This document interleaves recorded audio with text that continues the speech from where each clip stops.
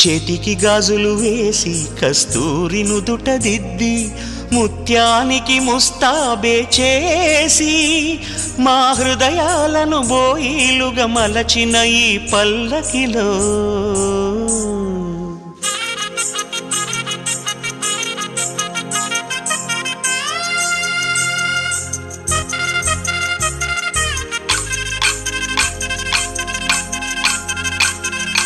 పల్లకిలో పల్లకిలో పెళ్లి కూతురు రాణిలా ఉంది, మహారాణిలా ఉంది.